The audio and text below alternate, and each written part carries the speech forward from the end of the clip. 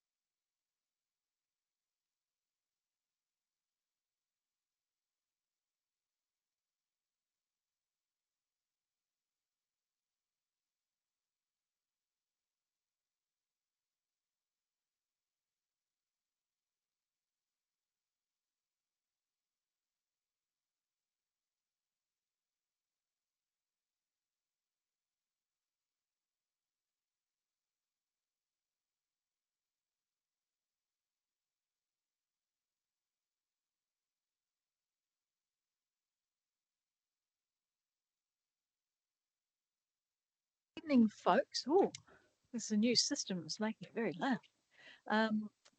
We're ready for it's 5:30 for the council meeting for tonight.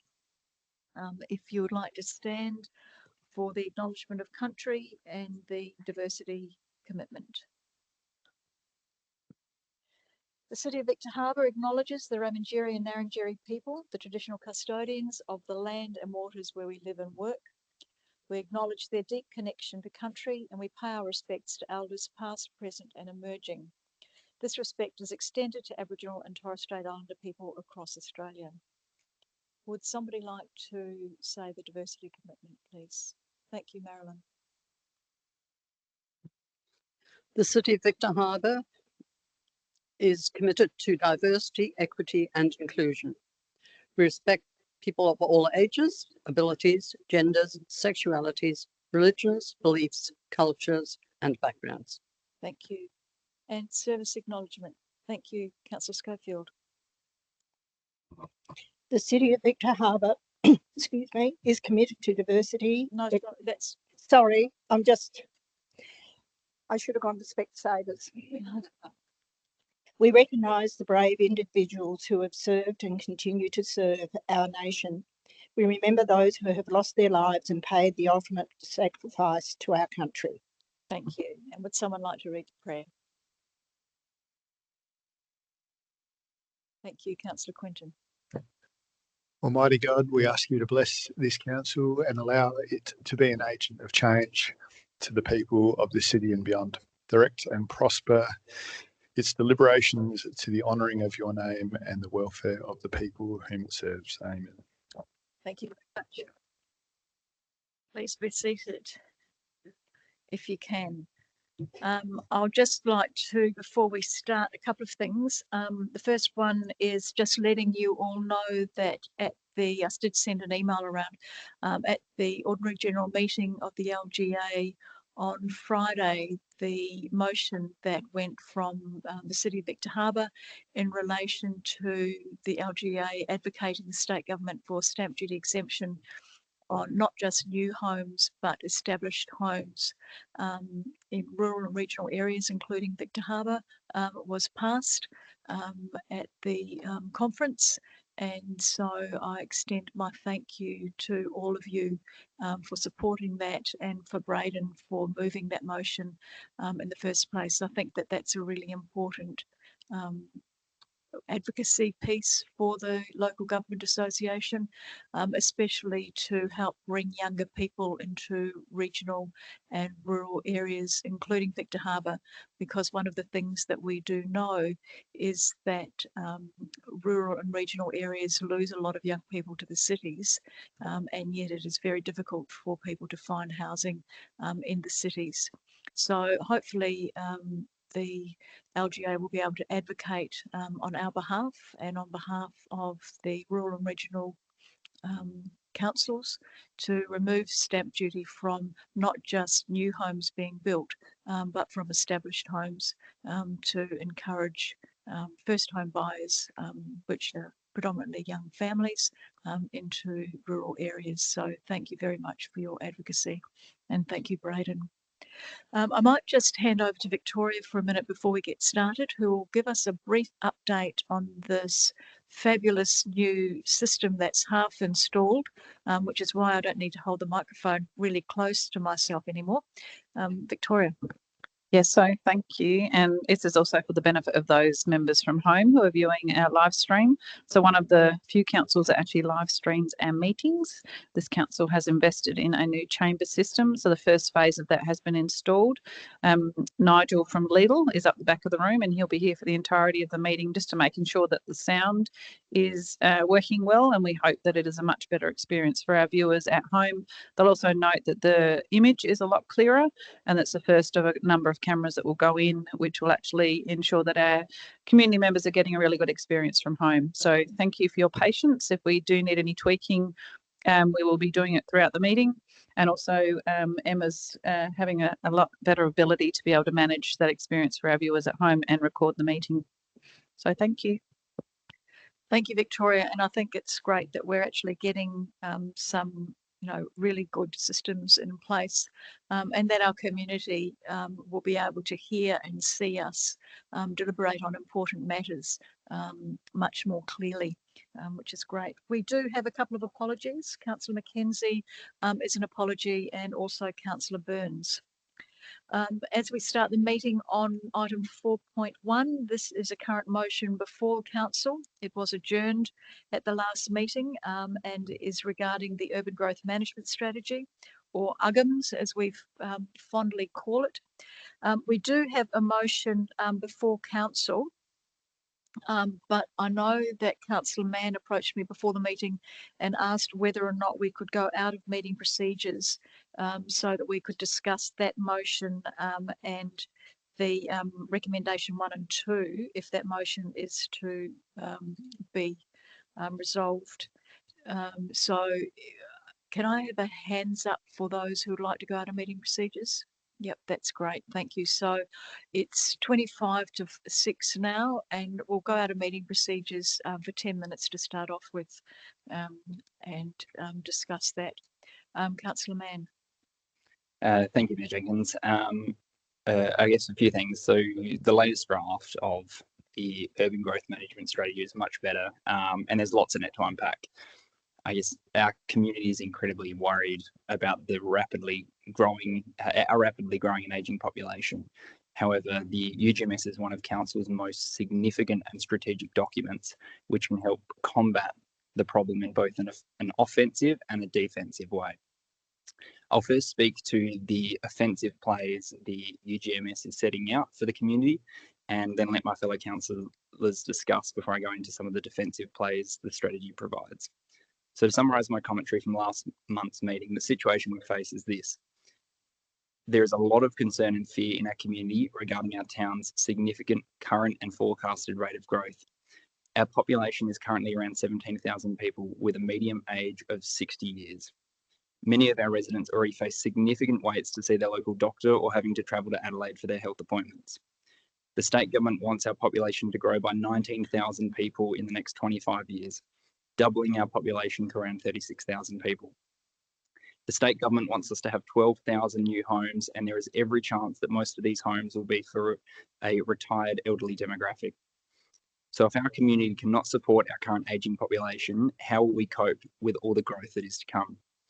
The first thing our council needs to do is go on the offensive.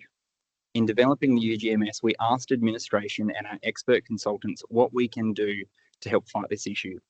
The initial response we received was effectively that since state governments have progressively stripped away any power local councils have regarding growth, development and planning, then all we can do is advocate. So the first offensive action council can take is to advocate. So how does a local council advocate? Firstly, they align all their strategic documents and policies with the positions they wish to advocate.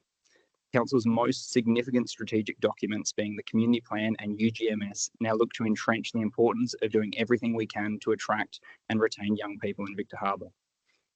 Local councils should also write to other councils and state government requesting change. This council has successfully petitioned the LGA of South Australia, comprising all of the councils of the state, to advocate to the state government to extend the first home buyers stamp duty exemption to the purchase of existing homes. It is now up to everyone, our councils, communities and the media, to keep that pressure on until the state government announces this change. Additionally, I understand the CEO has also been advocating to the state government and Renewal SA for the development of homes aimed at a younger demographic in Victor Harbor, and I look forward to hearing an update on those discussions. However, an offensive strategy that consists of only advocating will not achieve the significant change that we need. Last month, we asked administration and the UGMS consultants to come back with more offensive measures we can take. As outlined in the draft UGMS, we now have a short-term action of creating a council strategy aimed at making Victor Harbor a more attractive and dynamic place for young people. We will hopefully achieve this action next year, as the development of a strategy for attracting and retaining young people is already in next year's draft annual business plan and budget. The UGMS consultants also came back with the action of identifying and implementing financial mechanisms which will support the development of age-inclusive forms of housing. Again, council is already looking to do this next year as we consider a waiver of council rates for first home buyers for a period of 2 to 3 years to encourage young people to buy and build in Victor Harbor. However, the reality of Victor Harbor's situation is that we are the retirement capital of the state, and people will continue to move here in their later years. As a result of this, private developers will continue to try and capitalise on this, creating developments that legally discriminate and exclude young people from buying into, or developments that are so financially out of reach for our young people. It is for this reason that the UGMS consultants have also come back with Action 1.2D for Council to identify opportunities for Council to purchase or encumber land for the purposes of facilitating age-inclusive forms of housing and provide indicative costs for their implementation. Effectively, this is saying that if Victor Harbor wants to provide affordable housing for our young people, then the community, through the council, needs to get involved in developing. This could take many forms.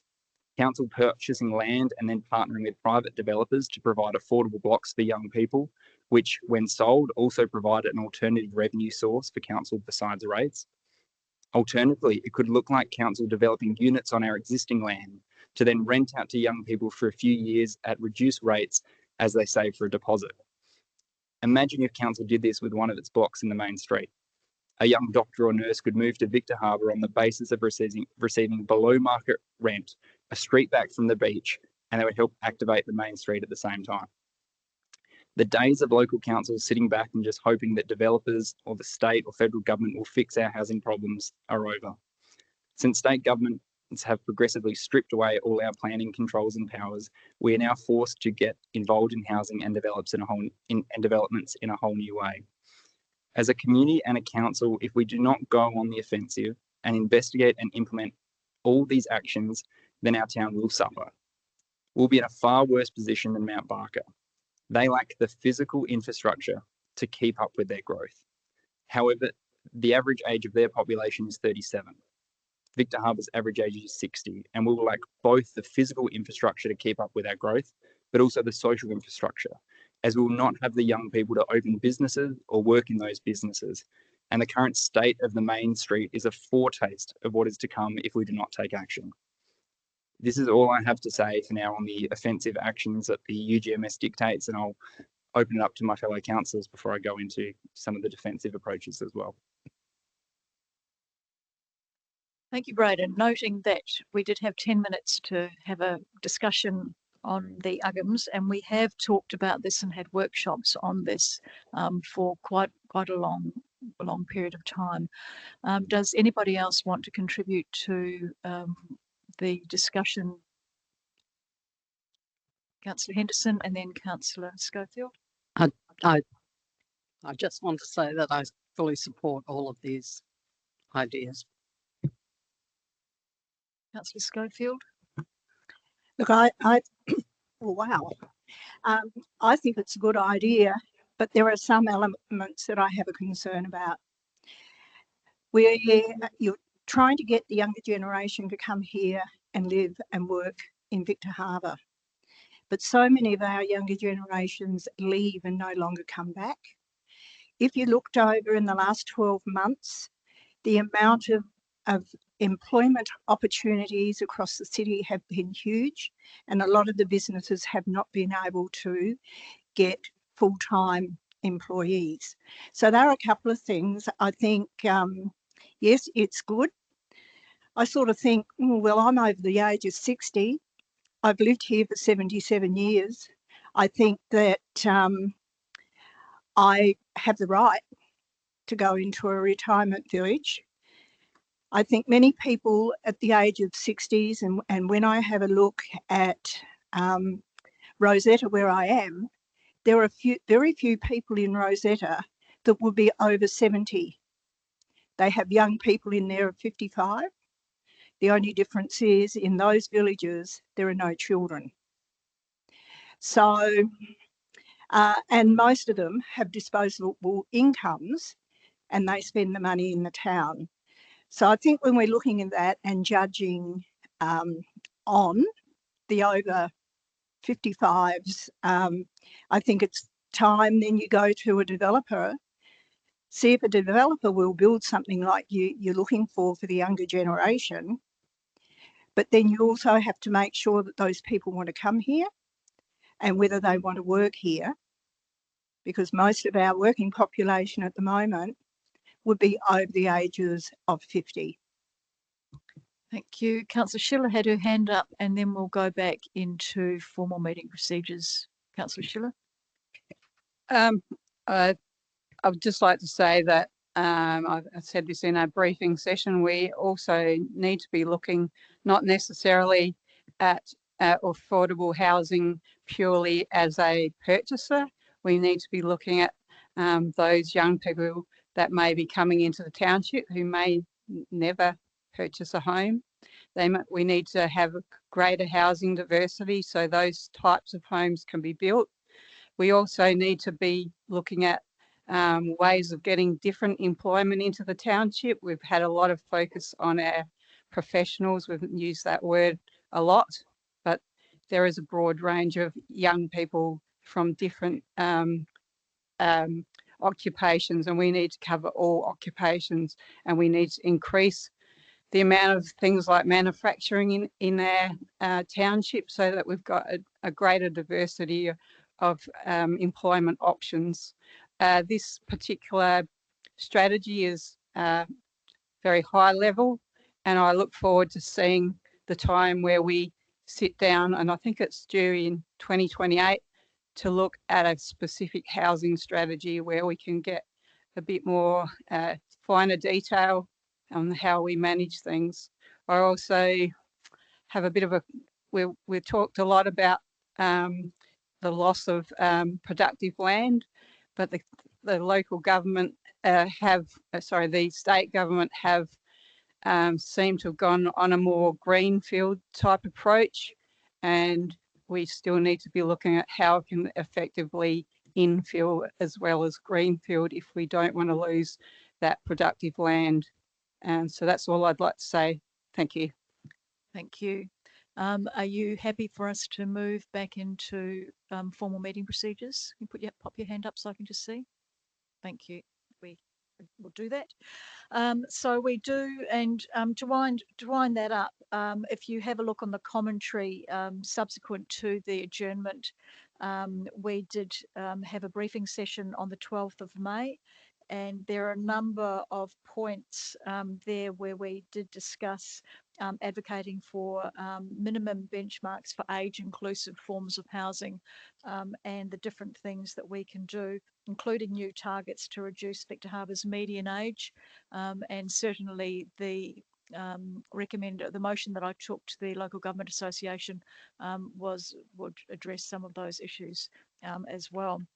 So we do have a motion before council that was moved by Councillor Kemp and seconded by Councillor Burns, and that is that council approve the UGMs for consultation. So that will be going out for community consultation, which will give the community an opportunity to have a look at it and to add any other points that they think are relevant to that for the purposes of commencing third phase of community and stakeholder engagement in relation to the engagement strategy. Even though it was moved by Councillor Kemp and Councillor Burns, Councillor Kemp, if you want to contribute to the debate again, I'll certainly let you. So if I'll put it to the floor, the ongoing debate of that current motion before council. Councillor Kemp. Yes, I think this is another opportunity for the community to have a look at the amendments that we've been put in through our workshops. And I think this would be a good process to get the community's feedback on again and to see whether there are any more ideas or concepts which they can bring to us to consider.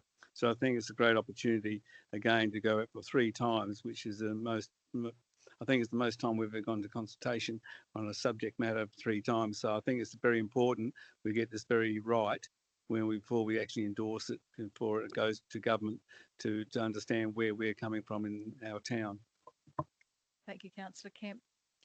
Does anybody else want to speak to it? Councillor Mann. Thank you, Mayor Jenkins. I guess going to Councillor Scoper's point about being able to, having served the community for decades and decades and being able to, enjoy a retirement village or receive the care I think I spoke to previously last month about. And I guess the concern is we may have a situation in the years to come where we have local residents who have been in the same way diligently serving the community for decades, but they might not be able to access the care and support that they need locally. And I think that's where this really needs to stem from. And the worry, I would hate for the focus to be about this is all about young people, helping young people, because at the end of the day, this is going to be for the protection and benefit of our older generations to come.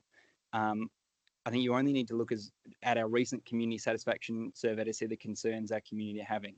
You know, the survey summarizes it as follows: concerns about the pace of population growth and the accompanying expansion of housing developments. Residents are particularly worried about the strain this growth places on critical infrastructure such as medical facilities. The consultation report also states that there is frequent criticism of the design and density of new housing developments. Many feel that the developments are overcrowded, built on small blocks, and often lack visual appeal.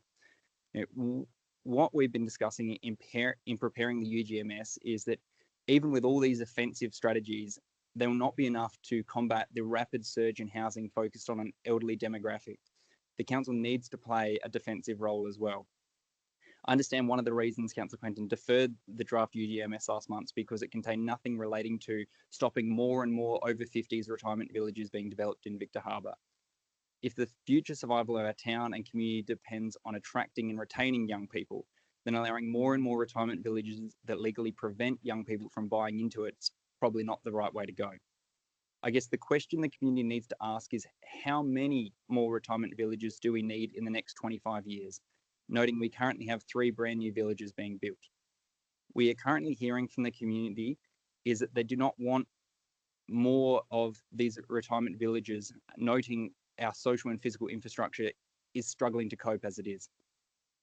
However, whilst we can advocate against more being developed, it's ultimately the state government who has all the power when it comes to planning. The state government's Greater Adelaide Regional Plan wants Victor Harbor to have 12,000 new dwellings within the next 25 years. The state government wants more homes, and I don't imagine they care what form those homes take. If we had 20 new over 50s retirement villages with 300 homes in each, that is only half of the number of homes the state government want us to have by 2050. 1 minute, Councillor Mann. Due to the rapid influx of these retirement villages being built in Victor Harbor, the council's administration recently did some investigations and modelling into the implications for our community. They advised us that every home or property in Victor Harbor pays a fixed charge as part of the annual council rates. The fixed charge is currently $495 per property. However, the state government's legislated that retirement villages, which comprise of around 300 homes, only pay one fixed charge of $495 for the entire development. The costings that administration have been provided to us is that once the new retirement villages are built in Victor Harbor, there'll be 1,245 retirement villages units, and you times that by $495 each, which would equal $616,275. That's the amount that our community is effectively subsidising for the retirement villages. I also note that Emma from the Fleurieu Sun broke the story on the weekend of another retirement villager purchasing land in Encounter Bay. Thank you, I've got more to Councillor Mann. discuss, but I'll end there. Thank you.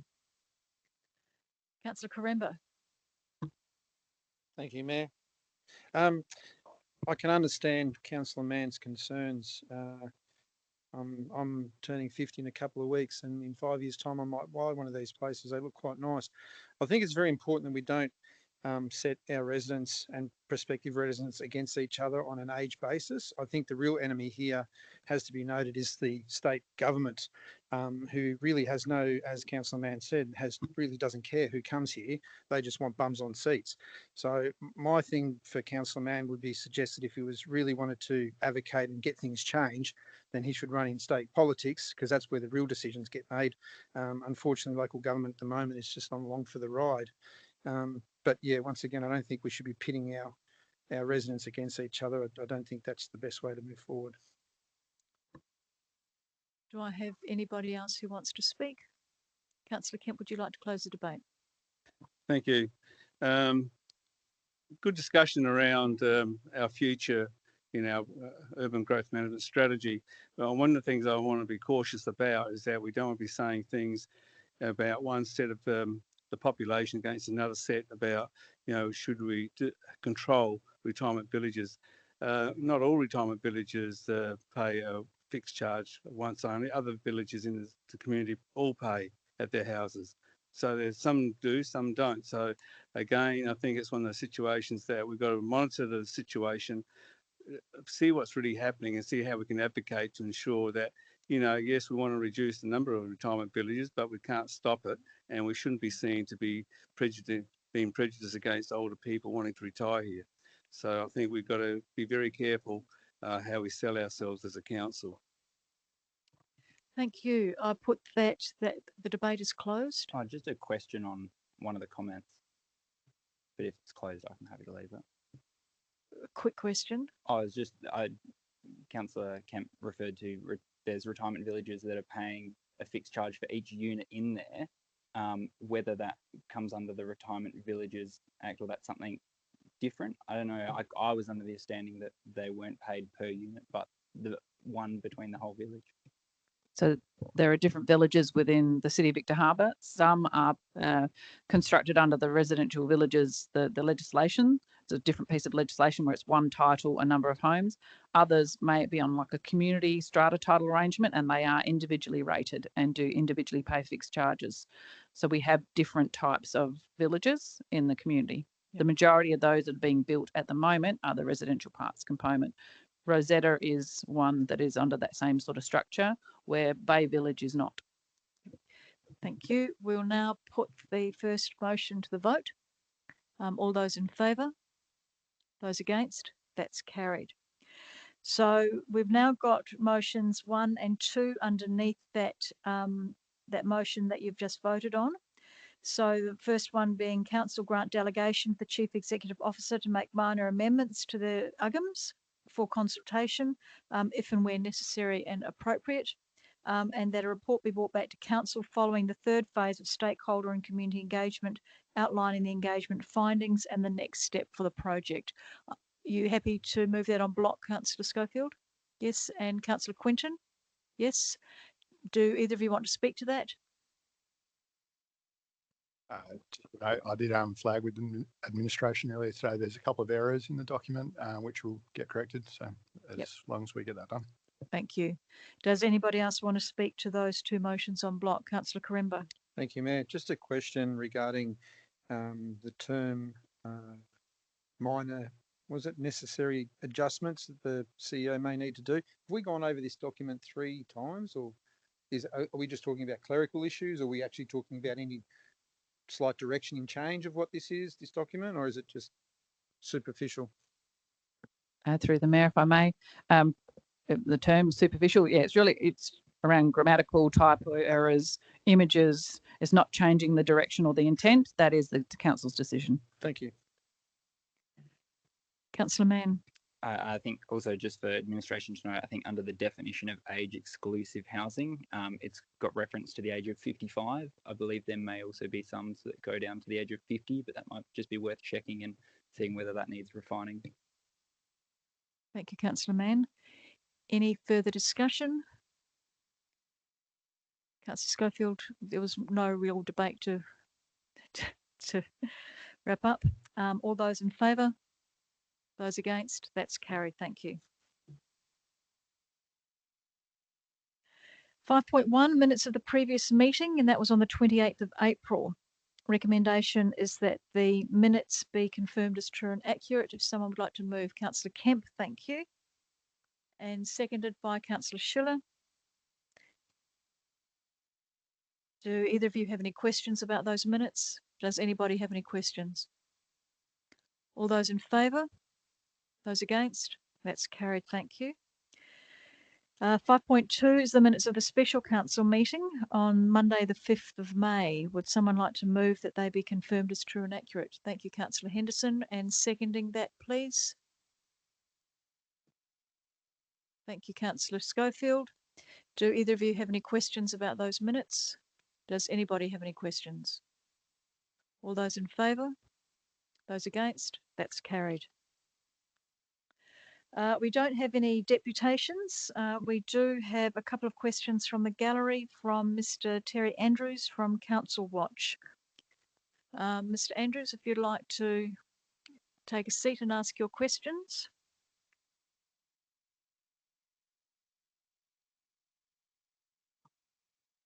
Thank you. After years of planning, consultant engagement and budget decisions relating to the sport and recreation precinct, the City of Victor Harbor has yet to provide the community with clear answers what is the true total costs, financial commitments of this proposed budget project. So therefore, the question 1 is total expenditure to date. What has been spent since 2018?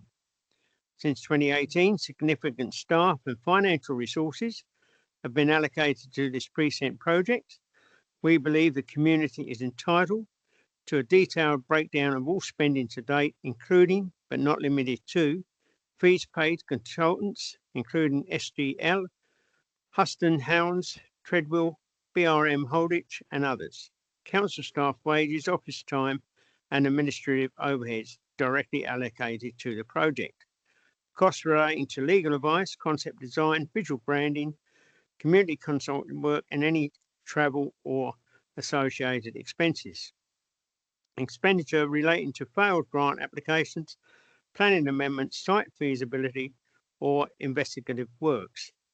Will Council now publish an itemised total of all expenditure associated with the project since 2018? That's number 1. Certainly. So the City of Victor Harbor has been working towards the delivery, as you know, of an improved indoor and sport and recreation facility for many years. It is important to note that there have been several iterations of this project, with a strategic direction changing multiple times based on a range of factors and decisions of council. Costs attributed to the investigations and planning for improved indoor sport and recreation facilities from 2018 to the present day are just over $470,000. This includes the delivery of the Treadwell feasibility study between 2018 to 2020, along with a significant body of work undertaken by Inside Edge Sport and Leisure Planning between 2022 and 2023, and the action supporting the public-private partnership proposal that Council is currently working on. Further to this, in 2021, the Council made a strategic land purchase of Lot 202 for $2 million, offset by a $1 million grant from the South Australian Government. The costs, which have been incurred over a 7-year period, are consistent with what would have typically be expected for projects of this scale and of this complexity. The work undertaken to date and continuing work is ensuring appropriate due diligence is undertaken to support informed council decision making and to ensure that we deliver the best possible outcome for the whole community. A breakdown of these costs will be published on Council's website on the Precinct project page. Thank you. Your second question. And the second question, the 1.2% sporting precinct levy, where did it go? In the 2024-25 budget, annual budget, Council imposed a 1.2 levy on general rates explicitly to support the development of the sport precinct. How much revenue has been raised from this levy? What has it been spent on, if anything? At present, there's no signed contracts, construction contracts, and there is no final business case approved by Council. There are no shovel-ready plans or approved tenders. If this levy revenue has been allocated or spent already, where was the justification and under what authority was that done? Thank you. So your first question, how much revenue has been raised from this levy? In 2024 and 25, the 1.2% rate increase for the precinct raised around $400,000 to cover interest and principal borrowings attributed to the project. What has it been spent on, if anything? As no borrowings have yet been raised for the precinct project, the funds have been used to pay down Council's debt in line with our Treasury management policy and put the Council in a strong financial position to manage future borrowing requirements for the precinct and other capital projects. Question 2C, if this levy revenue has been allocated or spent already, what was the justification and under what authority was this done, given the project's speculative status? As mentioned, Mr. Andrews, in the previous question, the use of these funds to pay down debt and put Council in a stronger financial position is outlined within the Treasury management policy. Thank you very much for your questions. Thank you as well.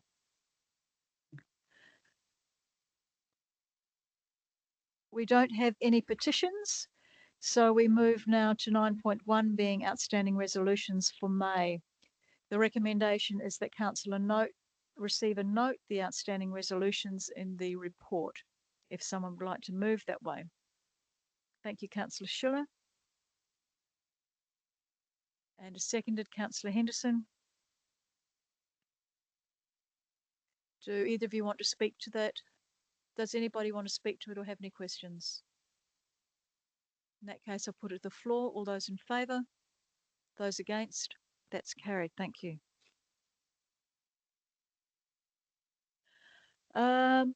The external grant funding policy, which is 9.2, the recommendation is that council adopt this as provided at attachment 1, which you all should have read. This has been to the council audit and risk committee.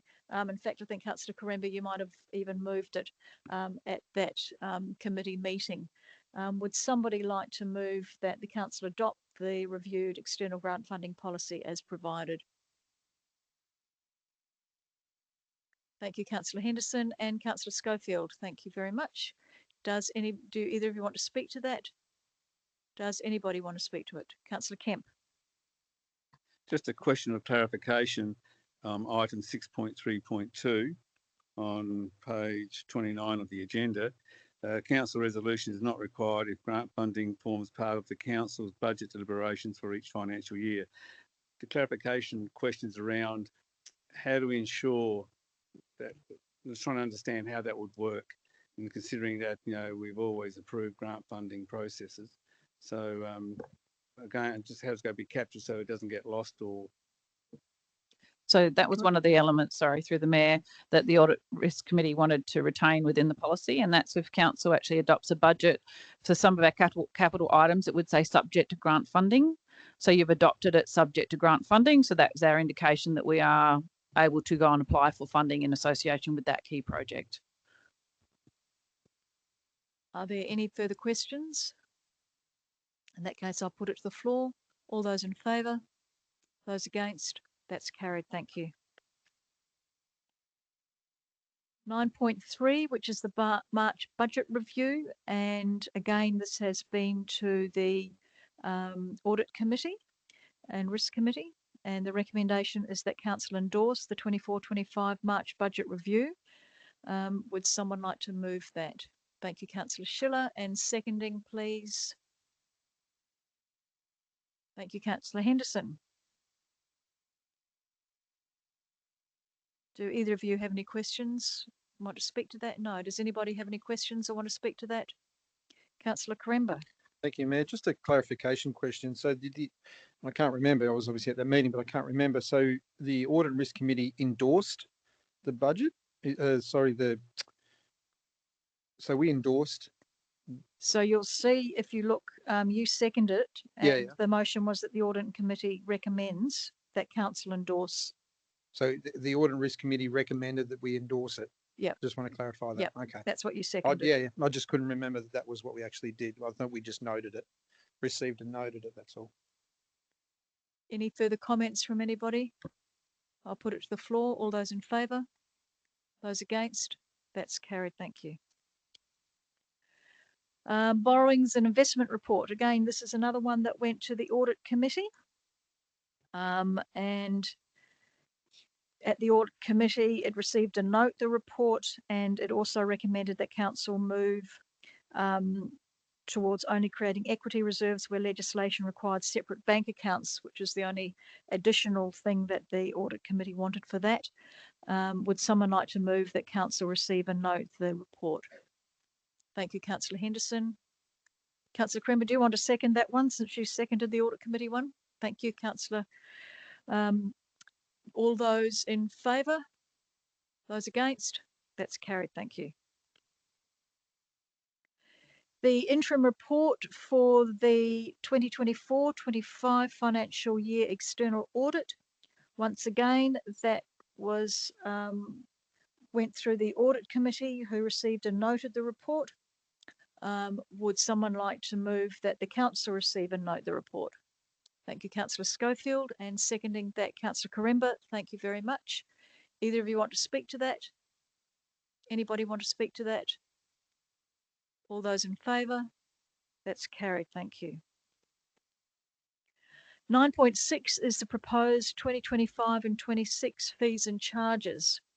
The recommendation is that Council adopt the fees and charges register provided at attachment 1, noting the relevant legislative fees and charges will be added to the register upon gazettal. Does somebody want to move that way? Councillor Schiller, thank you. Seconding by Councillor Henderson. Do either of you want to speak to that? No? Does anyone want to speak to that? Councillor Krember. Thank you, Mayor. Just a clarification question. There's obviously a lot here that's still to be confirmed. And I'm just wondering, and I know the legislative requirements, but what happens if those fees come back and they're extremely exorbitant? Are we approving a document that we have really no say over? Is that what we're implying by being a legislative requirement? Or do we still have some level of input as to not create an even greater impost on our community? Through the Mayor. So it depends on the actual fee. So majority of the fees are indicated here, the ones that council can actually set, and they're slight increases, but the ones that are gazetted, and I'm just trying to think of an example, it may have been the fees in regards to your building and development applications or dog and cat management registrations, like they aren't within our control. So yes, I mean, obviously depending what that price is, usually they're quite considerate in terms of the CPI increases. Sure. But we would certainly advise council if we see something come back that's going to be of concern. But other than advocating to the state government, we don't have much control over it. So just a follow-up clarification question. If we don't have much control over how much we charge, why doesn't the government just have its own department that does this? Is this kind of like the landscape levy where we collect for them and people think it's the council that are doing these fees, but in actual fact, it's out of our hands? Again, it depends on the fee. So the landscape levy is different again, because we collect it and we give it back. Yeah. Where these are actually utilised for the offset of our costs. Sometimes they don't always offset all of our costs, and then council actually, the ratepayers, absorb that within the other budget. So they form part of our fees and charges, hence the gazettal component is we just incorporate them into council's fees and charges schedule. Right. So we actually do have the same, what a percentage of the fee will be? Is that, no, it's just whatever the government set as. Correct. And the government set the fee and we collect it and use it. Yes, so in terms of the set fee, I'm looking at Graham for your... I'm just asking, like, say, for example, the freedom of information, that would be to release documents that the council have, but the state government set the fee. Correct. And we collect that fee. Yes. Okay. And what would be required to stop that from happening for us to, or for local government to be allowed to actually set the fees? The state government would change who is responsible for setting them. Okay, so it's legislated. It's legislated, just as council itself is legislated in terms of its creation. So it's very much the state government's remit. Okay.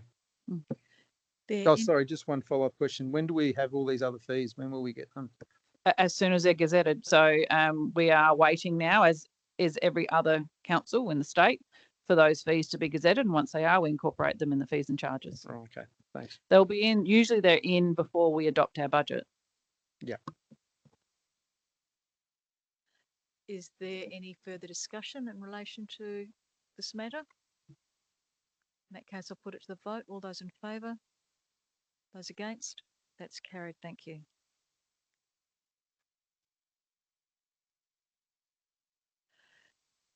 (9.7) is the draft asset management plans and long-term financial plan for 25-26 to 2034-35. Seems like a long way.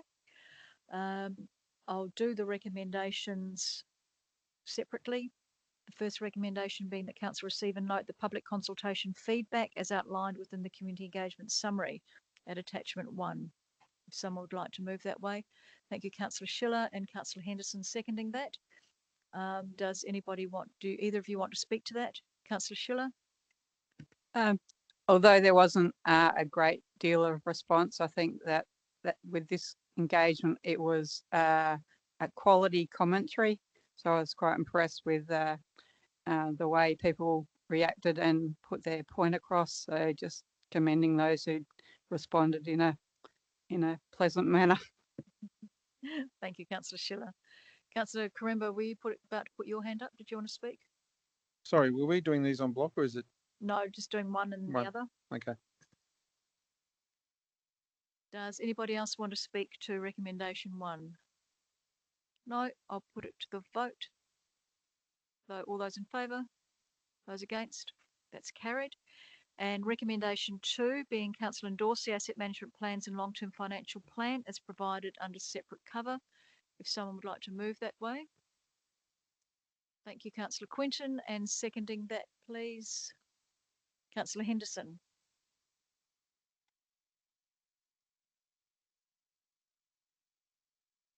Do either of you want to speak to that?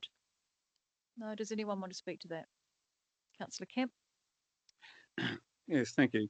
There are some good elements in the two financial plans and the asset management plans, but there is one area which I do have concerns around, is the operating surplus ratio being changed from -2 to 2. It's now currently sitting at 0 to 5% if this gets passed. To me, the idea of the operating surplus ratio or any measurement is to look at how council's performing. And if we keep changing it to fit the bill, in other words, we're changing it because we want it to fit the long-term financial plan. So it looks good that we're in those targets. So I do have problems endorsing the long-term financial plan with those ratios being set to that level. To that? Thank you. Does anybody else want to speak to this? Councillor Karemba? Thank you, Mayor. Yeah, I would conclude with Councillor Kemp. I brought the same issue up in the chamber, and I was given an explanation, but it still didn't satisfy. So yeah, I won't support it. Thank you. Councillor Schiller, do you want to close the debate? No. In that case, I'll put it to the vote. All those in favour? Those against? That's carried. Thank you.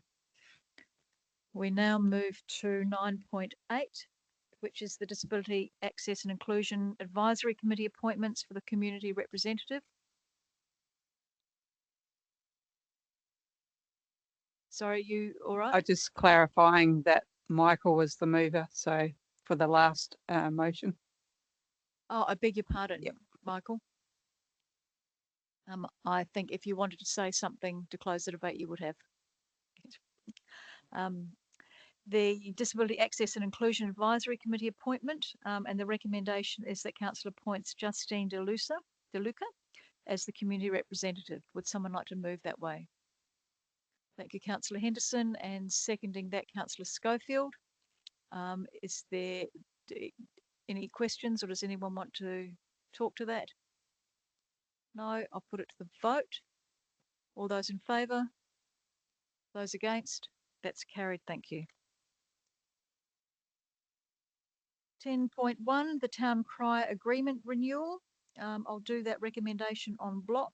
The recommendation is that Council reappoint Mike Willett as the City of Victor Harbor Town Crier, and authorise the Chief Executive Officer to process reimbursement claims for out-of-pocket expenses up to a total budget of $1,000 per year. Moving that way, Councillor Kemp.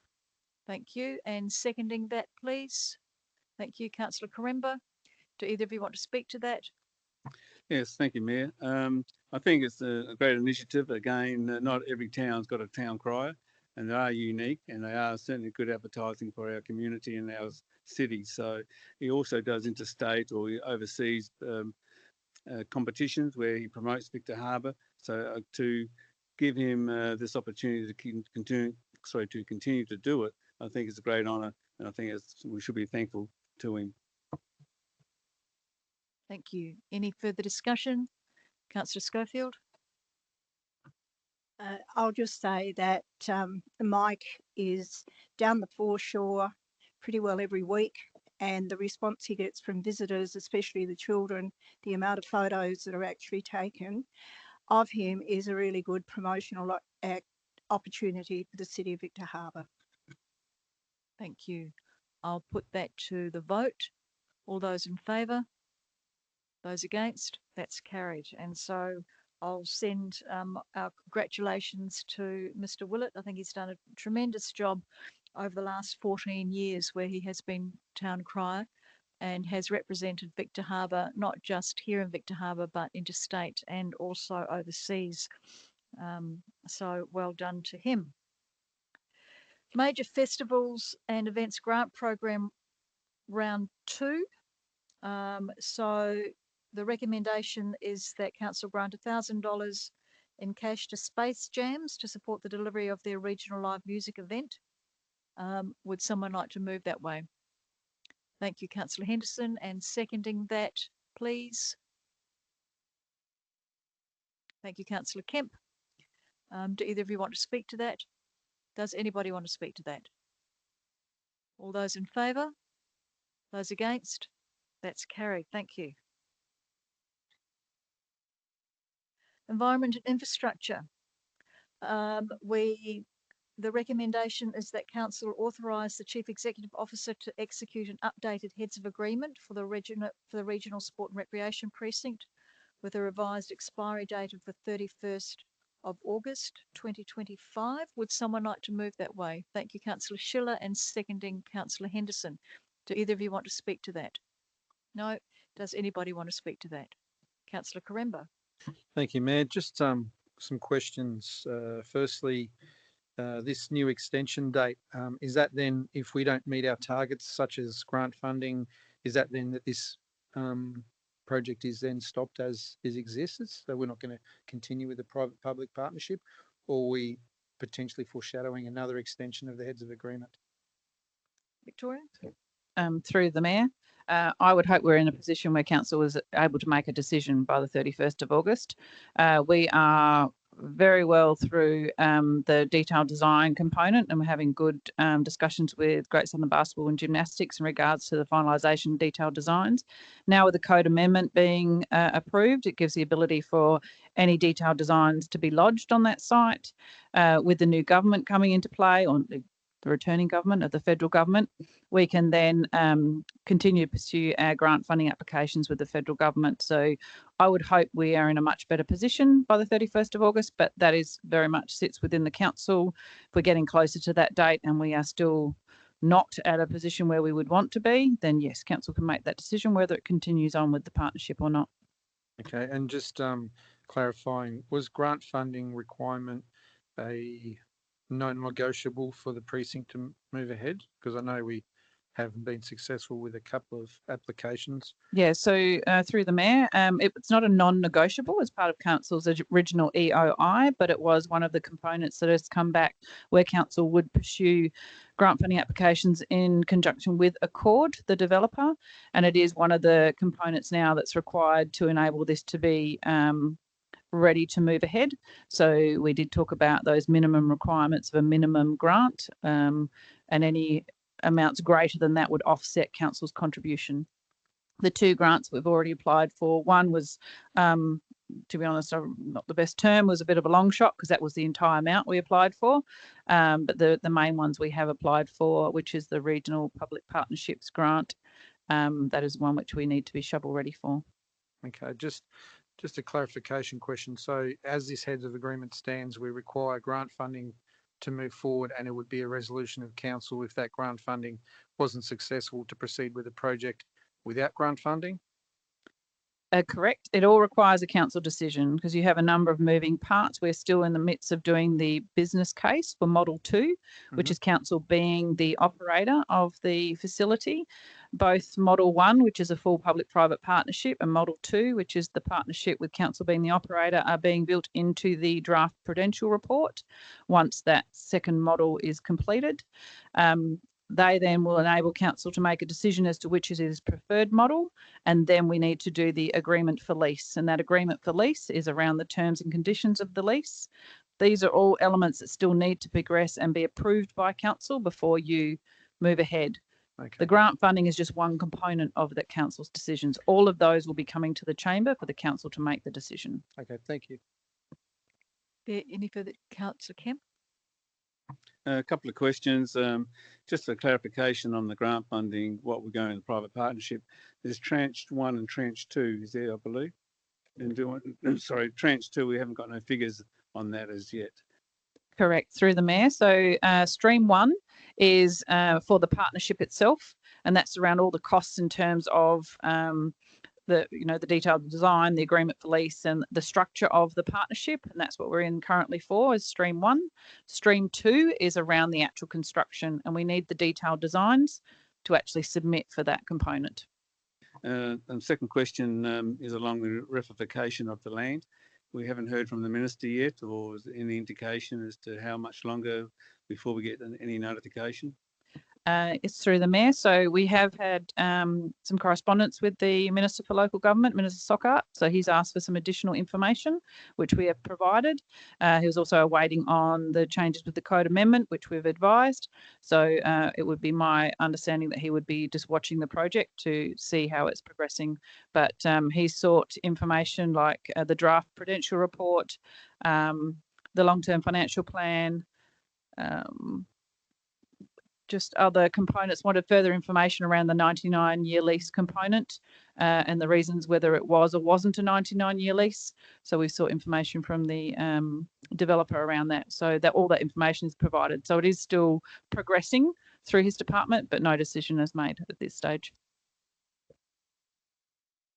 You have a question, Councillor Crembo? I do, Mayor. Thank you. At what stage of the negotiation will the precursor of no future subsidies for the precinct, if it goes ahead, be entered into?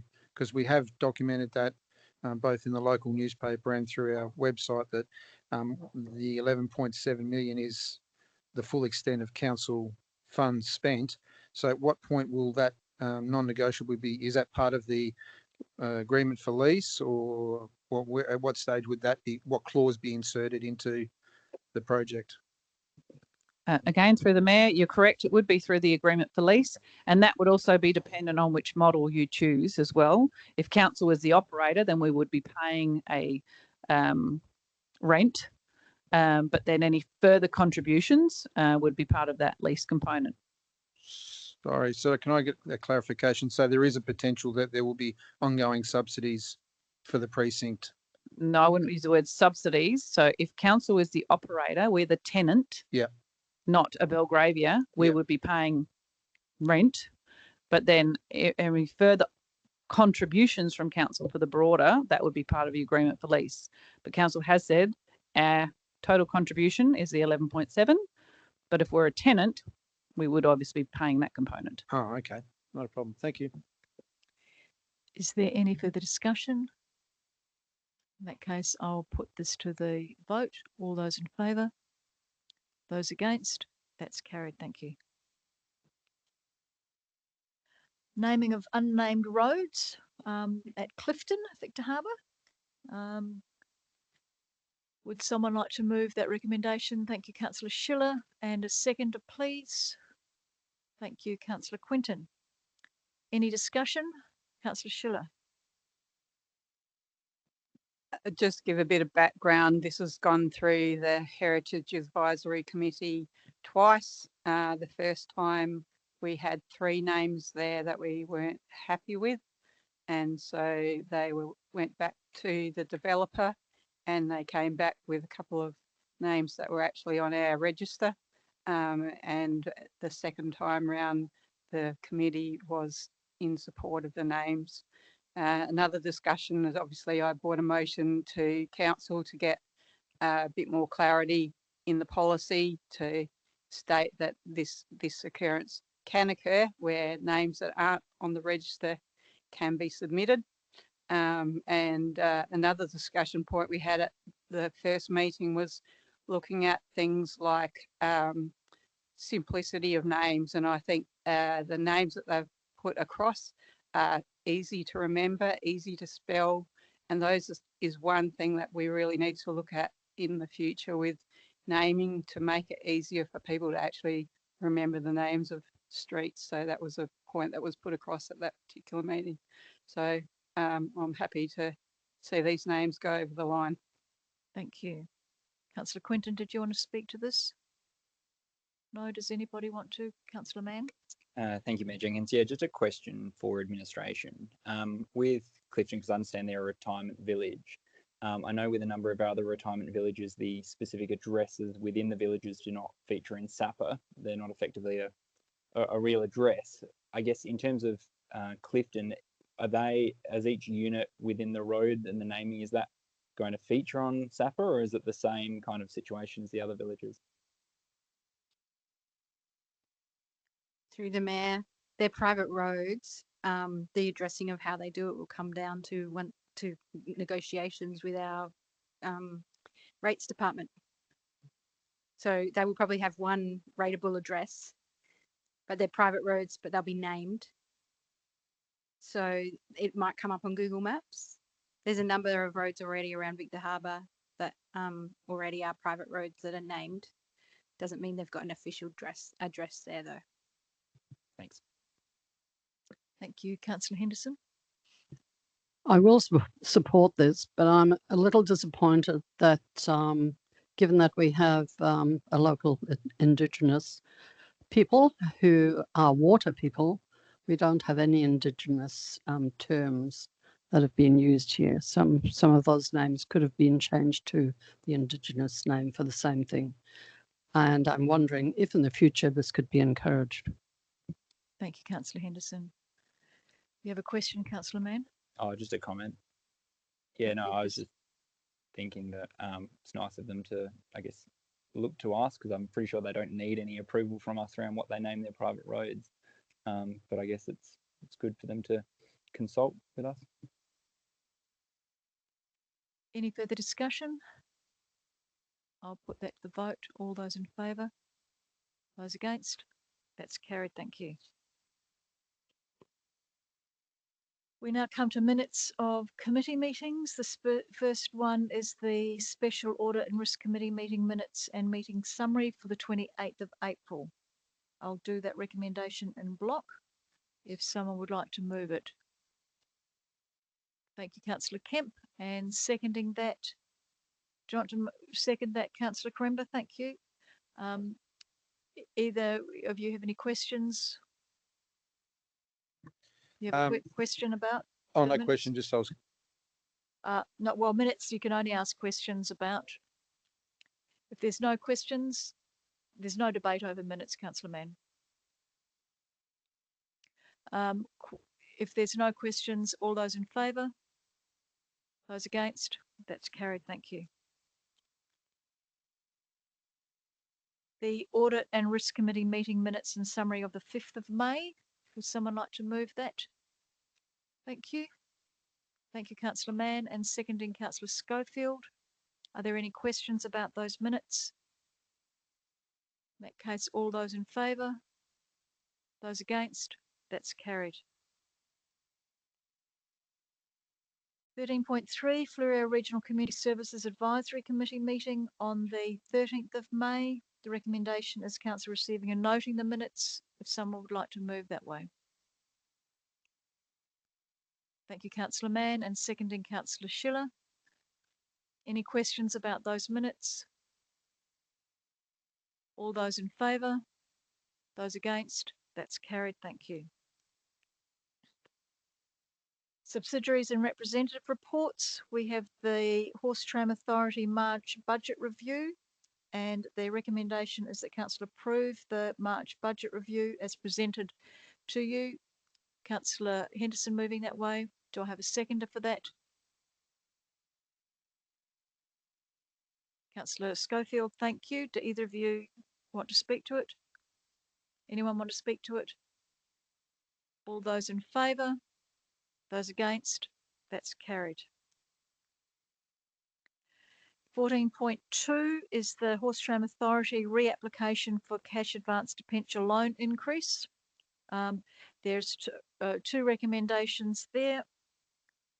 And since the last council meeting, you may recall that we have had the Tram board come and talk to us about the reasons that they would like this.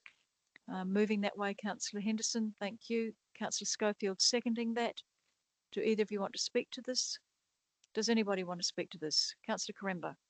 Just a quick clarification question. So if we vote for this, does that mean the money gets approved? Or if we vote against it, does that mean that we're voting against something not happening or happening? Just seek clarification. Obviously, previously there's been a bit of conjecture as to what a motion actually represents. I just want to clarify that if what we're actually voting on here, so it is You would literally. have got the legal advice around this question, which you've asked a number of times. Yeah, Councillor Cranbo. and as I replied to the CEO, it is just advice. It's not a finding of a court, so therefore it is just advice. And while it may be advised by people that know a little bit about the law, it's not necessarily 100% accurate until it gets tested in court. So I just want clarification what we're actually doing. That's all. Would you like to clarify again? Yep. So easiest way I can describe this currently, they only have a $200,000 overdraft, right? So if you move this and it's carried, then you've made a decision and they get an additional 100,000. Okay. If it's moved and seconded and it's lost, then you've not changed anything. Status quo remains as it is. You've not made a decision to change it. It's just lost. So you're not changing anything. So therefore, if I wanted to not grant the money, I would have to seek to make an amendment to the motion. No, you don't have to. Well, if you were the mover of this motion, if you didn't want this to happen, right. This is a recommendation from the administration. So these are, until such time someone moves it, the person that moves it, it then becomes their motion and they're in control of doing what they want with it. They don't have to move the recommendation administration have in this document for you. So for an example, you could have sat down now and gone, I move that council does not approve a $100,000 debenture loan increase. You get a seconder, and if that's carried, you've made a decision not to increase their debenture loan. So those simple words, does not. Correct. Okay. And you have the ability to do that as soon as you move something, it becomes your motion. Wonderful. Thank you. We have a motion on the table moved by Councillor Henderson and seconded by Councillor Schofield. Is there any further discussion? Councillor Mann. Yeah, thank you, Mayor Jenkins. Yeah, I guess in the last month or so, we had a really good workshop with the Horse-Drawn Tram Authority. We got to ask a lot of questions and hear from them about their experience over the past few years. And whilst we've been aware of everything that's been going on, it was really good to have that discussion and see, I guess, all the challenges that they've had to confront since sort of the authority took over, and particularly over the past 5 years, from COVID to a new algae bloom most recently, to a new causeway. And I think that what this motion is effectively doing is looking at they're trying to grow and put in the what they need to be able to grow and continue to increase their revenue, which again hopefully keeps offsetting some of those costs to council. Since we're at the head of the authority, we need to look at approving these loans. They have to ask for our permission. That's simply what this is. And I think from that discussion and seeing how hard they've worked and the challenges they've overcome, I trust them to approve this amount, and I'm happy to support this one. Thank you, Councillor Main. Any further discussion? Councillor Kemp. Yes, I think if we sort of look at the finances of the Horse Tram Authority and actually understand what is actually going on, and of course through the meeting that they did with us in a workshop, opened my eyes a bit to some of the areas where what they're paying to or what the council is charging them. And I think that if we're charging them $120,000 for depreciation on the building, which is a council-owned building, assets, then they wouldn't need this $100,000 loan. They would have the money within their own budget to actually do it. So I think we need to do it a little bit better than we are at the moment. So I won't support this, because I'll make a note in our budget deliberations to look at how we can look at the depreciation aspect. Thank you, Councillor Kemp. Any further discussion? You have a question, Councillor Cranbo. Thank you, Mayor. Just on what Councillor Kemp said, so would not charging them the $120,000, and I think that's rent on the building, would that achieve the same result as giving them or signing off on this?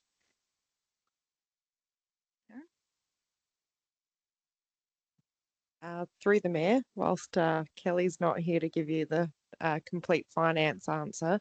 It is ultimately so different dollar value to start with, but also we would still need to be rating our community for the depreciation anyway. So the reason it has been structured in this manner is to separate out and show the true cost of the horse tram. And if they were any other business renting from any other business, they would be paying rent of some sort.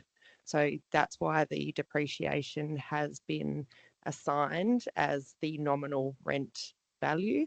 So if they were to find other stables, they would have to pay rent or own those facilities. So that's the reason for it being structured this way. But of course, council can structure it however they want. It's just not going to necessarily show transparently the true cost of the horse tram business to council.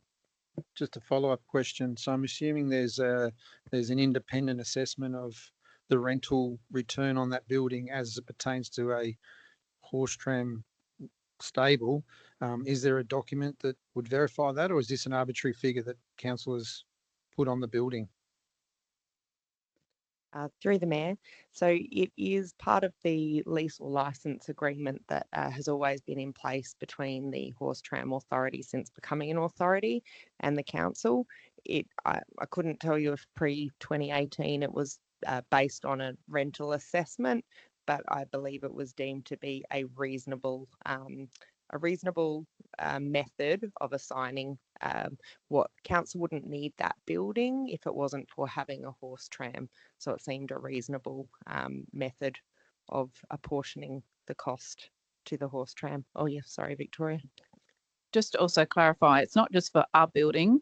So the horse tram operates and utilises the facilities down on the foreshore, the barn where it stores the horse tram facilities, the stables complex, the site where the horses are grazing on Canton Road, the Gillespie land, and also the land around the Inman River. All of those sites are accessible and utilised by the Horse Tram Authority and are calculated within that depreciation FCA type of cost. So yes, council can choose not to charge them, but you're still actually going to have to utilise those costs. When it wasn't a subsidiary, they used to adjust on private land, and that was at a cost to council. Okay, just one last question. Say, for example, in the future, if the horse tram was to be privatised, would the new private operator be charged the same rent? If it's based on a commercial? Absolutely. Exactly the same rent? Absolutely. Okay. Well, I'd probably charge them more, I would suggest, because it would no longer be a subsidiary. If it was a private organisation, I think there's a lot that's offset by the council to cover those costs, particularly when looking at the adjustment costs. Okay, so then in actual fact, the true subsidy of the horse tram is actually greater than what we actually chip in because we're not actually charging full amount as we would to a private entity then. I don't know the exact cost, but if you look at all of those facilities and I was to calculate it from a commercial perspective, I would suggest you probably would charge more. Right. Okay, thanks. Is there any further discussion? In that case, I'll put the two recommendations to the floor. All those in favour? Those against? Oops. Sorry, we'll do that again. All those in favour? Those against? That's carried. Thank you. We now go to the Fleurieu Regional Waste Authority, the variable loan application. And that recommendation is that council approve the authority executive officer to apply for a variable loan within the Local Government Finance Authority. As read, moving that way, Councillor Henderson, and seconding that, please. Thank you, Councillor Schiller. Do either of you want to speak to that? Councillor Schiller? I think this is a situation where we realise that we're having to still at the remainder of the remedying the asbestos contamination, and this is a necessary thing to do. So we just need to push forward and approve this. Does anybody want to speak to it? Councillor Kemp and then Councillor Karemba. Just a question. It's not written in the recommendation, but who's guarantor for the four councils who actually look after the subsidiary, or yeah, who's guarantor? through the mayor. Yes, it's not the four, it's four councils, sorry, including Kangaroo Island, added an extra one in there. So they are the owners of the subsidiary. So yes, if you're going to use the term guarantor, that's why it needs to come to council for the approval. And this loan is particular for the delivery of the annual business plan and budget for 25-26 for their capital projects. So it's separate to the asbestos borrowings. Councillor Karemba, you wanted to speak? Yeah, just a couple of things. So, sorry for the CEO. Is this actually about capital, as in money for new vehicles, or because I'm reading that it's also a variable loan for the finance to continue the asbestos contaminated project for a 10-year period? So it's an ongoing thing. Yep. So it's continuing funds, but it's built into the expenditure for the annual business plan and budget. And they've got a summary on page 173, which identifies the capital items. Yeah, I can see the capital items. Yeah, I won't support it for the simple fact that, look, and I understand that we have to continue this, but I think we need to really dig down and work out when is the end date. I don't know if there actually is an end date for this. So I would rather that we actually start forecasting or budgeting ongoing instead of a reactionary amount. And I understand that they might affect our overall borrowing capacity or budget capacity, but I think it's something that should be put into, because I think what will happen in a year or two's time, they'll come back for more money, and it's just a never-ending cycle. So I won't support it. So this is their ability to apply for a loan. We're not actually giving them any money, but they are applying for a loan. Just a clarification question. When you go a guarantor on a loan, does that not mean you are then liable to pay back that money? So essentially, if the loan is not paid back, we would have to give the money for the loan. So my understanding of how commercial loans work.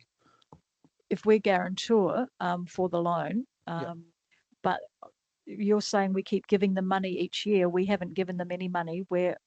Well, they come back for more money each for the actual for the project. So we are giving them money to continue the project. That's what I'm saying. Okay. Do you want to perhaps answer that, Jody? Thank you. Through the Mayor. The Executive Officer presented at the last council briefing, and I believe the explanation that he gave to council was that there's been no increase in the amount of council's contribution to the asbestos project over the next 10 years. It's an annual figure, and they didn't even increase it by CPI. And just to clarify, underneath that table on page 173, the asbestos contamination project component of the loan is for the remediation of one property and for the capping at the landfill. Thank you, Jody. Are there any further questions? Councillor Mann.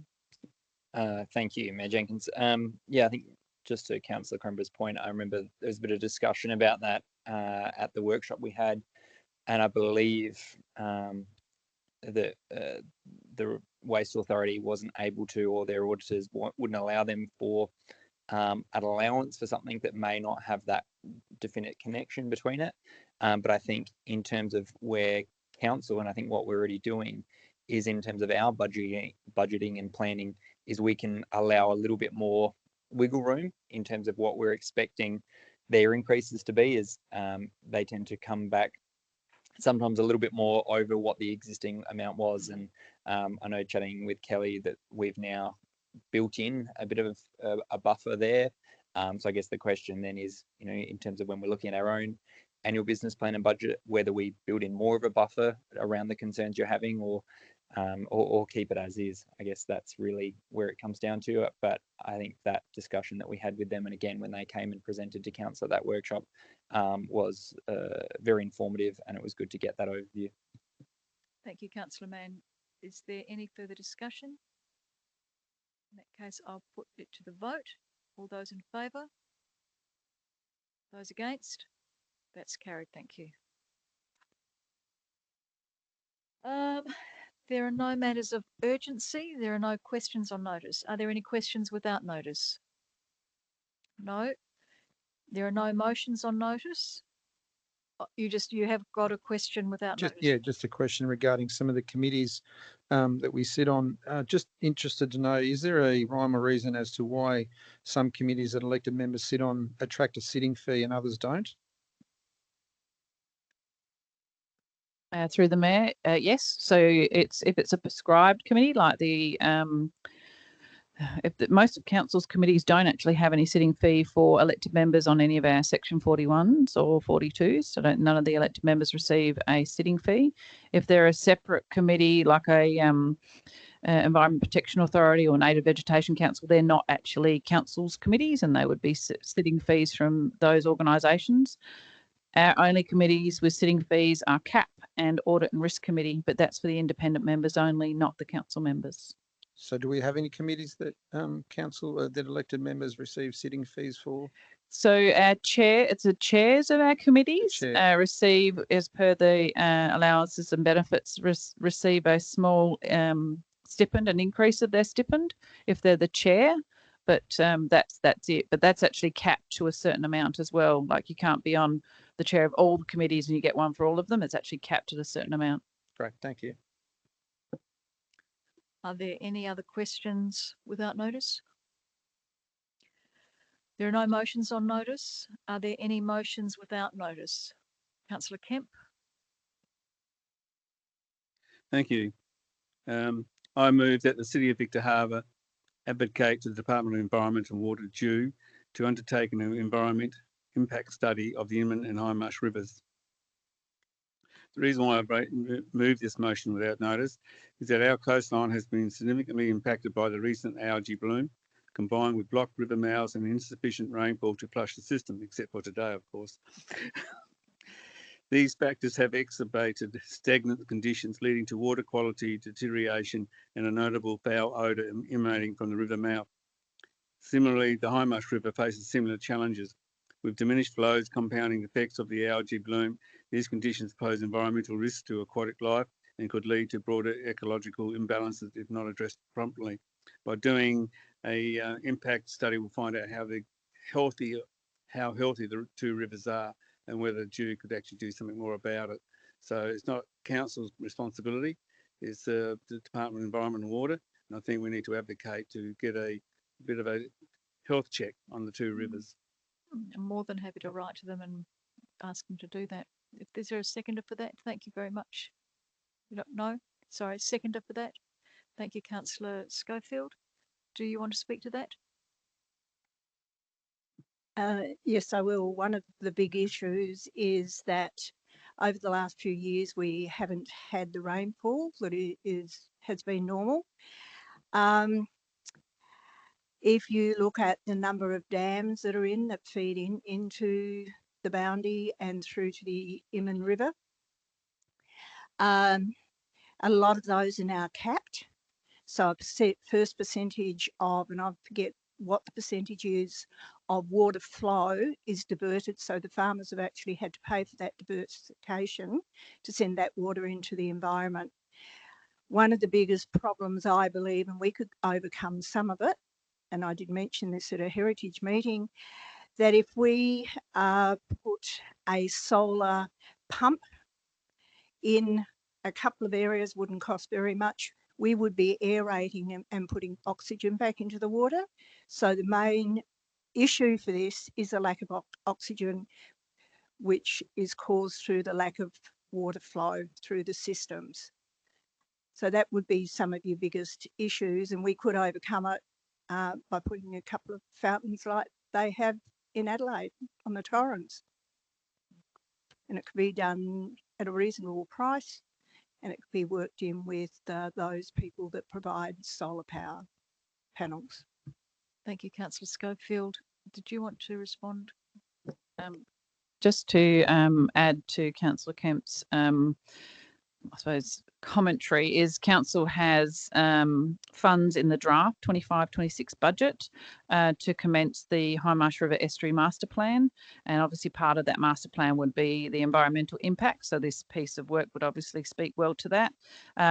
Just noting, Jodie was able to speak with Bronson just quickly prior to your motion on notice, and it maybe the EPA or Landscape Board that would be the ones that would facilitate the environmental study. But I think DJOURNED still captures a broader department that we would approach. Thank you. Any further discussion? Councillor Henderson. Before I decide to support this otherwise, I need to be clear about why we're asking for this.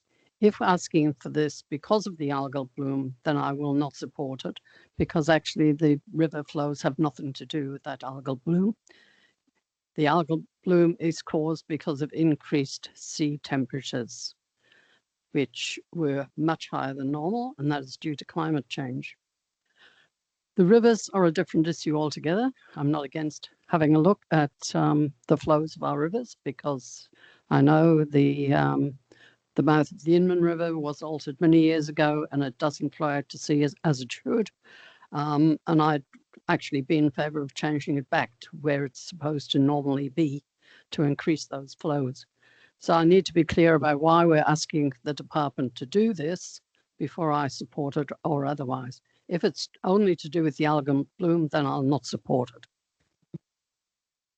Councillor Kemp, can you clarify Yeah, yes. that It question? was sort of brought to my attention that there's around some possibility of the algae bloom actually got into the river mouth as per se. So that's the concerns of the ratepayer who contacted me and asked about the process of what can council do about this.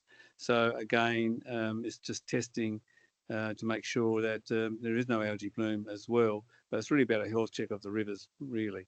So whether algae bloom's there or not, I guess it's just really the health check. Yeah, the Carina Mickey-Multi, which is the algae, is it lives at the sea, and is related. The algae is related to the sea, rather than going up rivers. But certainly, climate change is making the sea. It's 2 to 3 degrees warmer now than it has been, and the winds and apart from perhaps this weekend might bring it out to take it away.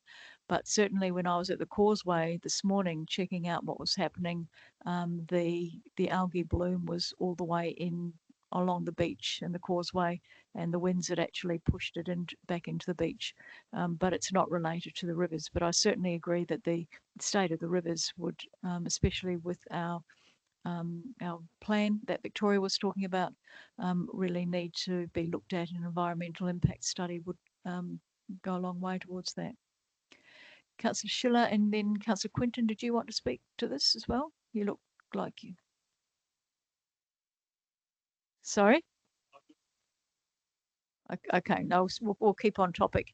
Councillor Schiller? I'd just like to, bearing in mind what Councillor Henderson's just stated, I'd like to hear the motion read out to me so that I can get the wording right, please. The motion is that the City of Victor Harbor advocate to the Department for Environment and Water to undertake an environmental impact study of the Inman and Hindmarsh rivers. Thank you. And Councillor Karemba. Just a question, is there any cost in voting for Councillor Kemp's motion? I mean, it couldn't really hurt, could it, to find out the state of the rivers? No, I wouldn't take a motion without notice if there was a cost involved with it. And writing a letter with my signature on the end of it, or the CEO's signature on the end of it, is not going to cost very much at all. So I'm more than happy for this motion to be put tonight without notice. Sure. If there's no further discussion, Councillor Kemp, did you want to close the debate? No. All those in favour? Those against? That's carried. If there are no more motions without notice, I have one that's been brought to my attention just this afternoon. An opportunity has arisen for the City of Victor Harbor to host the 2026 Masters Games here. And I know that I'd put in some inquiries a few months ago when I was approached by a couple of residents who had volunteered at the Masters Games. I think where they were in, well, I can't remember where they're in the York Peninsula somewhere. The question is that if council to prepare a looking at getting some interest and looking at putting together a bid for this, we really need to provide in principle support. So this initial motion is that council provide in principle support to partner with Sports SA to host the 2026 Master Games, and requests that administration engage with local sporting clubs within Victor Harbor and neighbouring councils to gauge interest and capacity, and that a detailed report including club feedback, roles and responsibilities, indicative costings to be presented to the June 2025 council meeting for the council to consider. So this, if there's an in principle support for council to do this, then we would ask staff to connect with local sporting clubs to see whether or not they're interested in participating, whether they want to support open and closing ceremonies, what spaces we have for event operations, and local marketing. The event typically attracts about 3,000 visitors. It's scheduled during the April school holidays. There is a $25,000 license fee. Funding options can be put in the June report if we have a in principle support for this, because there may be grants available, and it may be something that we want to put in the following year's budget considerations. There's strong potential for economic stimulus and increased community sport participation, and also fundraising for local clubs. So my motion without notice is really that we provide in principle support, no money or anything like that, so that council can go and find out whether or not the rest of the community is interested, whether the sporting clubs are interested, and can put that time in, and then come back with the feedback from clubs, looking at the roles and responsibilities, the cost implications and the funding, for us to say either yes or no. If we decide not to give it in principle support, then there's no point them going out and finding all that information out. We'll just leave it there in its dead in the ground. But I think that it's something that the community would like. I've certainly been approached by community members, as I said before, which is probably quite a few months ago, Graham. I sent a letter through to your department asking whether or not this was a possibility, and now it's come that that no other council has expressed interest at this point, and there may be an opportunity for us. But unless the elected body go behind it, then there's no point council actually doing any further due diligence or finding out more about it. It's not going to cost money for them to find out if the clubs are interested and to look at how much it's going to cost us, and this will be brought back to the June meeting, so that we can have a fuller discussion or a briefing if people want it. So that's what I'm moving, and you're seconding that, Councillor Schiller? Query. Just at the wording, like you're stating there, in principle support, Yep. is it more appropriate to give staff the opportunity to research the opportunity rather than in principle support at this point in time, so that investigations come back to us? So just the wording, I'm happy to research it, but I'm happy to change the wording that council research investigate the opportunity to host and engage with local sporting clubs within Victor Harbor to gauge the interest and capacity. Yep. So I'm happy for that to be changed to investigate the opportunity, if you'd like to second that. Yep. Thank you. I'll read that out now so that people are clear. That council investigate the opportunity to host the 2026 Masters Games and request that administration engage with local sporting clubs within Victor Harbor and neighbouring councils to gauge interest and capacity, and that a detailed report including club feedback, roles, responsibilities and indicative costings to be presented to the June Ordinary Council meeting for consideration. So you're happy to second that, Councillor Schiller? Thank you. Do you want to speak to it? No. Does anybody want to speak to it? Councillor Karemba and then Councillor Henderson. Thank you, Mayor. Just a clarification question. I think this is a worthwhile thing. My question is about the timing of the motion, because I know that you don't like to have motions without notice that bear a financial cost to council. So my question for the CEO is, will the work that it will be required by the staff to investigate and do all these things be done on their own time, or will council staff have to obviously be paid to do this? Because then that would be an impost financially to the council. Once again, I'm all happy for this. I just think maybe this should come back as a normal motion on notice. Through the Mayor, if I may, staff resourcing time, which are within council budget, we do pay our staff to actually undertake their roles and responsibilities. And given our staff are in contact with these sporting organisations to a direct mailing list, we're dealing with the sporting clubs on a regular basis. It would just be a matter of emailing them and seeking their interest and emailing our neighbouring councils. So it's a cost of staff resources, but it's within our budgeted staff time who are doing it. And I can assure you, Councillor Karemba, that I did discuss this with the CEO prior to bringing it as a motion without notice, because of that, because of the policy that I have about things requiring budgets, but it's able to be absorbed into normal staff time. Okay, just clarifying. So there are situations where a motion without notice that may have cost to council can be brought to the chamber then? I'll take every motion without notice on its merits, Councillor Karemba. Great, thank you. Councillor Henderson. I'm very much in favour of investigating this, but I have competed in 3 Masters games, and I'm feeling that we may not have all the facilities required to run this. We do have some.